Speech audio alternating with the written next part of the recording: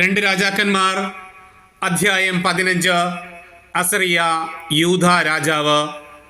Israel രാജാവായ ജെറോബോവാമിൻ്റെ 27-ാം ഭരണവർഷം യൂദ രാജാവായ അമസിയായുടെ പുത്രൻ അസറിയ ഭരണമേറ്റു.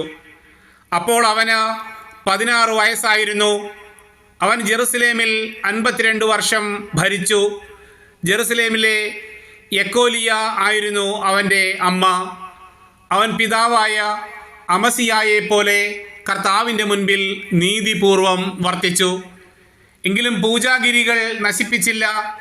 ജനം അവയിൽ ബലികളും ധൂപവും അർപ്പിച്ചു പോന്നു. കർത്താവ് രാജാവിനെ ശിക്ഷിച്ചു.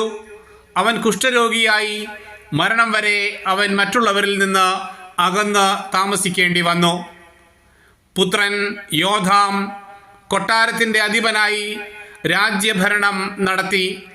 അസറിയായുടെ മറ്റു പ്രവർത്തനങ്ങൾ യൂദാ രാജാക്കന്മാരുടെ ദിനവൃത്താന്തത്തിൽ രേഖപ്പെടുത്തിയിട്ടുണ്ടല്ലോ.